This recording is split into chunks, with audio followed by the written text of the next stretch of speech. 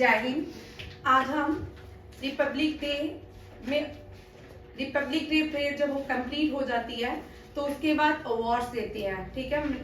Ministry of culture and defence मिलके awards देते हैं। स्टार्ट करते हैं। टॉपिक है रिपब्लिक डे 2024। सबसे पहले ये टॉपिक नहीं है, सबसे पहले रिपब्लिक डे परेड कब स्टार्ट हुई थी, ठीक है। यहाँ पे देखिए कि क्वेश्चंस भी आ सकते हैं।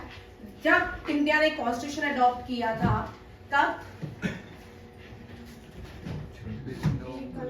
1950, ठीक है।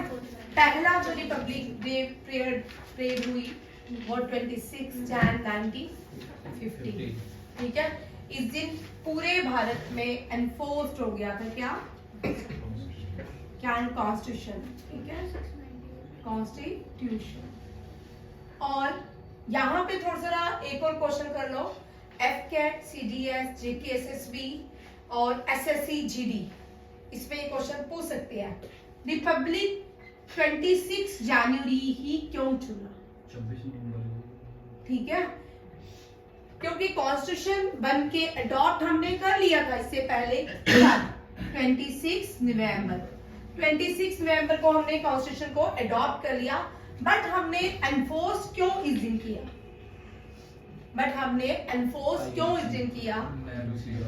क्यों बोलो, इस क्या बोलेंगे?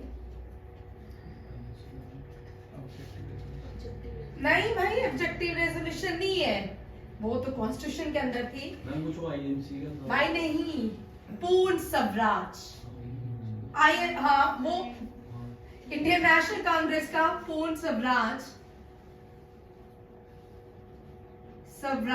की बात की 20 लाहौर सेशन में। कौन सा? लाहौर सेशन। पूर्ण स्वराज मीन्स कंप्लीट इंडिपेंडेंस। कभी कभी ये भी क्वेश्चन आता है, कंप्लीट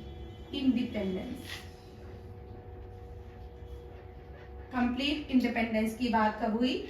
लाहौर सेशन जब हुआ इंडियन नेशनल कांग्रेस का, तो इसमें कहा गया कि 26 जनवरी 1930 इंडिया आजाद होके रहेगा।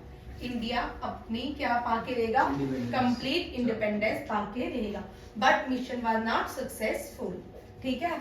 सो जब इंडिया आजाद हुआ 1930 याद रखिएगा। 1930 जब भी आता है सिमरन सर से पहले रोज मैंने सोचा चल रहे हैं, दो सिमरन बैठे हुए, ठीक है। 1930 देखिए, 1930, 1911, ये दो डेट्स याद रखिए, ठीक है। 1930 जो था civil disobedience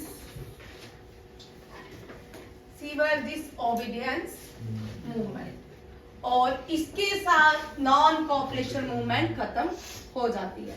civil disobedience movement Dandi मार्च के साथ, ठीक है, दांडी मार्च। और लॉर्ड इरविन बॉयस राइट। और कितनी गांधी जी ने यहाँ सिविल डिसओबीडियंस मूवमेंट जब स्टार्ट की तो क्या कहा कि 1911 में कि सॉल्ट जो है सबके लिए है, ठीक है, इसके ऊपर टैक्सेशन नहीं होना चाहिए। तो गांधी जी ने इरविन के आगे 30 शायद शर्तें रखी थी, बेट्स रखी थी, जिसमें से 11 उसको माननी थी, बट एक भी नहीं मानी गई। जब एक भी नहीं मानी गई तो गांधी जी ने दांडी मार्च किया फ्रॉम साबरमती आश्रम on the bank of which river? अब गोदावरी, ठीक है, नहीं नर्मदा, ठीक है। गुजरात में तो गुजरात में नर्मदा भी बहती है, ठीक है, ताप्ती भी बहती है, साबरमती भी बहती है। साबरमती आश्रम है तो on the bank of river Sabarmati. बड़े मजेदार हो। और गांधी जी ने एक और क्वेश्चन याद रखिएगा, गांधी जी ने जब अपनी पहले सत्याग्रह आंदोलन स्टार्ट किया था वो भी साबरमती आश्रम से किया। और सिविल डिसओबीडियंस मूवमेंट भी गांधी जी ने Sabarmati along 78 followers. Dandi is a place in Gujarat, ठीक है। और साउथ से तमिलनाडु से याद रखिएगा सी राजा गोपालाचार्य, सी राजा गोपालाचार्य ने दांडी मार्च किया था। और नॉर्थ वेस्ट प्रोविंसेस से फोन आ रहा है किसी का? नहीं, नॉर्थ वेस्ट प्रोविंसेस से फ्रंटियर गांधी, फ्रंटियर गांधी से आपको क्वेश्चन हो सकते हैं एग्जाम में, ठीक है। और नॉर्थ ईस्ट ऑफ इंडिया से रानी गैदरनी, रानी गैदरनी। और वेस्ट से गांधी जी तो चल ही रहे थे, ठीक है। इसके साथ बाल Gangadhar Tilak, father of India unrest, बाल गंगाधर तिलक, ठीक है। ये सारे लोग इसमें इन्वॉल्व। सरोजनी नायडू भी थी इस मूवमेंट में, ठीक है। ये सारे लोग 1930 आए, क्यों थे 1930? हाँ, 1930 आए इसलिए थे, इंपॉर्टेंट क्वेश्चन, हम 90 क्वेश्चन रिपब्लिक डे कर रहे हैं, इसमें कोई हंसने वाली बात नहीं है। रिपब्लिक डे कर रहे हैं, स्टार्ट कब से हुआ? रिपब्लिक डे परेड भारत ने कब स्टार्ट की? 26 जनवरी 1950, ठीक है। जवाहरलाल नेहरू ने कहा कि हम लाहौर सेशन जब हुआ इंडियन नेशनल कांग्रेस का, उसमें कहा कि 1930 26 जनवरी 1930 को हम अपना स्वराज कंप्लीट इंडिपेंडेंस पाके देंगे। बट क्या हुआ? ये अनसक्सेसफुल रहा। इसके बाद 1930 इसलिए इम्पोर्टेंट था जबकि हमने पूर्ण स्वराज तो पाया नहीं, और यहाँ पे सिविल डिसोबीडियंस मूवमेंट स्टार्ट हुई। इरविन, इसमें first round table, second round table और गांधी इरविन पैक्ट भी हुआ। Gandhi Irwin pact, first round table, second round table और थर्ड राउंड टेबल कॉन्फ्रेंसेस भी हुई इसी के साथ, ये याद रखिएगा। उसके बाद अब आते हैं 26 जनवरी को रिपब्लिक डे स्टार्ट हुआ। फर्स्ट प्राइम मिनिस्टर कौन, प्रेसिडेंट कौन थे जब ये स्टार्ट हुआ? तब प्रेसिडेंट कौन थे? Doctor Rajendra Prasad. Prime minister कौन थे? JL नेहरू। चलिए, बलजीत का आंसर। डिफेंस मिनिस्टर कौन थे? Baljeet? Baldev Singh. Defence, first defence minister Baldev Singh. अभी रिसेंटली वो डिफेंस मिनिस्टर थे, नहीं फाइनेंस, ठीक है। बलदेव सिंह, ठीक बोल, वो फाइनेंस मिनिस्टर थे बस, तो इनको मैं ये भी हो गया।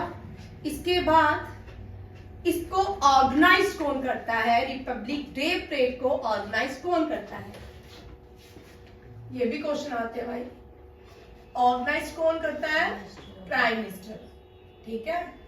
मिनिस्ट्री ऑफ डिफेंस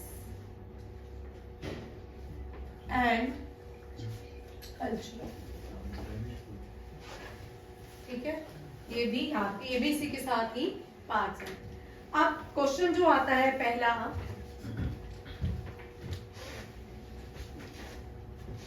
अब चीफ गेस्ट कौन थे इस साल के? हर साल चीफ गेस्ट बुलाते हैं, ठीक है। इस साल चीफ गेस्ट फ्रांस के प्रेसिडेंट थे, एमेन्यूल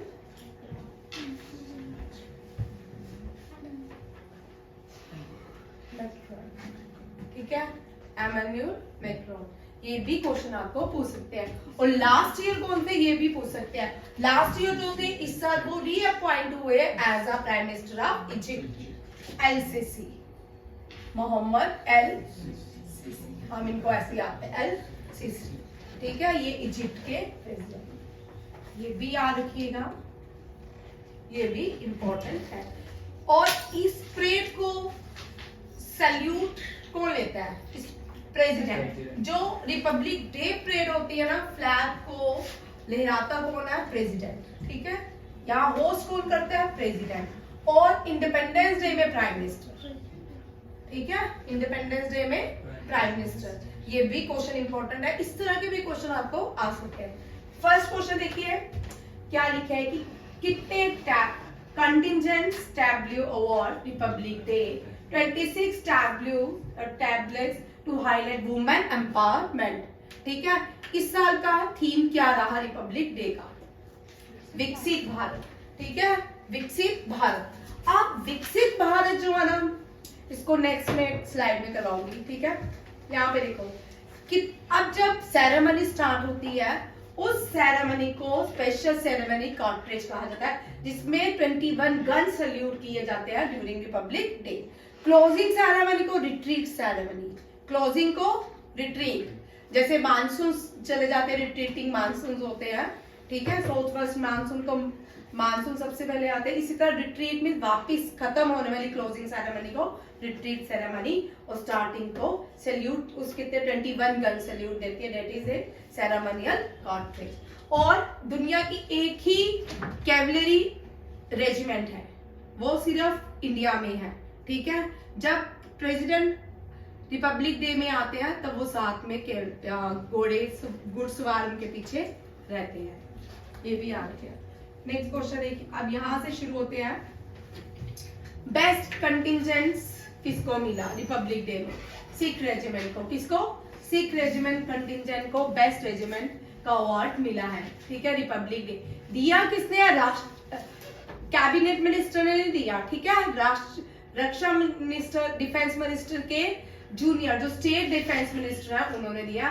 उनका नाम क्या? अजय भट्ट। ठीक है ना, अवार्ड्स भी उन्होंने अनाउंस किया है। बेस्ट मार्चिंग कंटिजेंट किसको मिला है?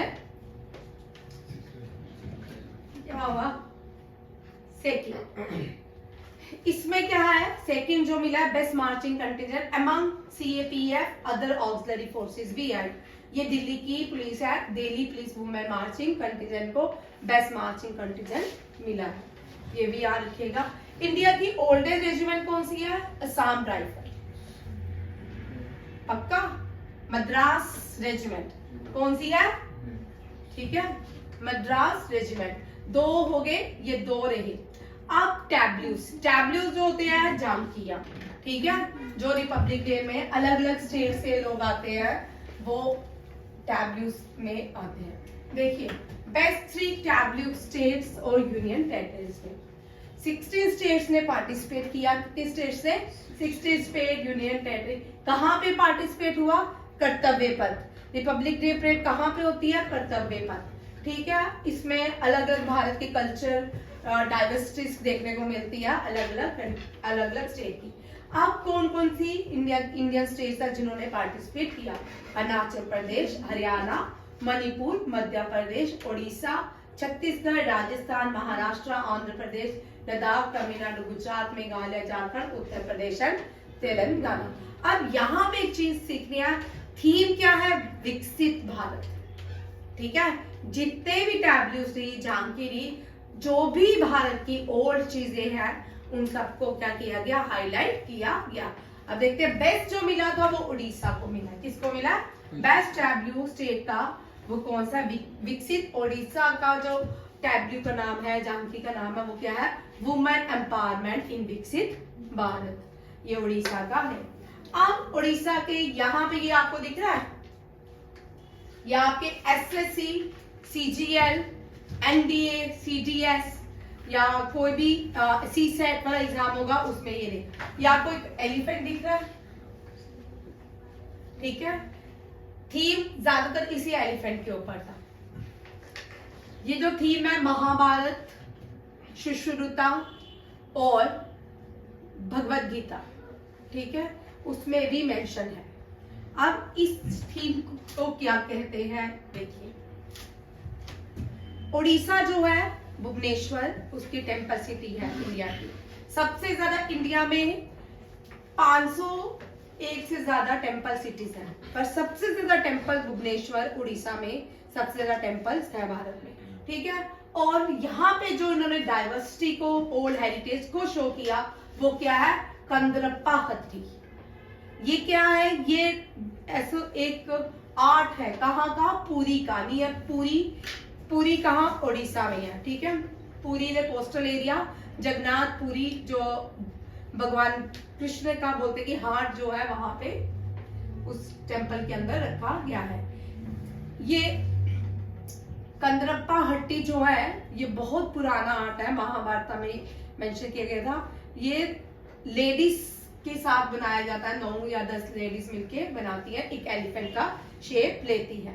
और ये लीलाएं करता है, इस आर्ट में भगवान कृष्ण की लीला को दिखाया जाता है, क्योंकि उड़ीसा जो है, जगन्नाथपुरी जो है टेम्पल, वो किसको डेडिकेट होता है? भगवान विष्णु को। ये भी याद रखिएगा। 9 women are entangled with each other to form the shape of an elephant on the 45 feet long, 40 feet wide, 16 feet high. इसलिए इस टैब्लू की ये खासियत थी। और भी बहुत सारी थी, जिसमें से जो मेंशन किया गया वो ये है, कंदरप्पा पट्टी। ये भी पूछ कभी कभी एसएससी सीएचएसएल में आता है कि सीजीएल वाले एग्जाम में, खासकर सीजीएल वाले एग्जाम में क्वेश्चन बड़े कॉमन रहते हैं कि ये जो आर्ट है कौन से स्टेट से बिलोंग करते हैं, कौन सी कम्युनिटी से बिलोंग करते हैं, ये भी आता है। ज्यादातर इसको कहा जाता है पाच चित्रा, ये लिखा है पाच चित्रा, जिसमें भगवान कृष्ण की लीला का मेंशन किया जाता है। ये टैब्लू 14 कंप्लीट किया है 14 संबलपुर डांसर से। संबलपुर डांसेस, ये लड़कियां हैं जिन्होंने इस टैब्लू को कंप्लीट किया था। और बेस्ट टैब्लू इस साल इसको मिला। लास्ट ईयर जो बेस्ट टैब्लू मिला था वो उत्तराखंड के टेम्पल्स को मिला था, याद रखिएगा। कंदरप्पा हत्ती, very important handicraft art village. ये रघुराजपुरा भाई। सीडीएस एनडीए मुश्किल एग्जाम होते हैं, सीडीएस थोड़ा कम होता है, एनडीए मुश्किल होता है, ठीक है। एफकैट उससे लेवल एफकैट का कम होता है, एफकैट का लेवल सबसे कम होता है। एनडीए और सीडीएस दोनों का लेवल बहुत ज्यादा होता है, ठीक है। उसमें जो हिस्ट्री आती है या ज्योग्राफी आती है, ज्योग्राफी फिर भी कंपैरेटिवली इजी होती है। हिस्ट्री से जो भी क्वेश्चन रहता है ना वो मुश्किल, जो भी आपका फेस्टिवल में क्वेश्चन रहेगा, मॉन्यूमेंट्स में रहेगा, वो डिफिकल्ट रहता है। और एसएससी सीजीएल में दोनों में ही ये डिफिकल्ट रहते हैं, ये याद रखिएगा, ये भी इंपॉर्टेंट है। सेकंड मिला है गुजरात, कल मैंने वैसे ही आपको पढ़ाया था, डोडा विलेज। इसको रन ऑफ कच्छ विलेज के नाम से जानते हैं। United Nation tourism, world tourism organization ने इसको बेस्ट विलेज दी थी, और किसको दी थी? रवापिन गुरदासपुर की, ठीक है, उसको भी बेस्ट टूरिज्म विलेज कहा गया था। Second Gujarat, Doda, a global icon of Gujarat border tourism. देखते हैं इसमें भी क्या है। ये आपको यहाँ पे ये देख रहे हैं, ये वहां पे लोगों के घर इस तरह होते हैं, कहाँ पे? डोडा विलेज में। और इनको स्पेशली इनको भोंगा कहा जाता है। भाई ये बंद होने वाला है, स्लाइड चेंज नहीं होगी।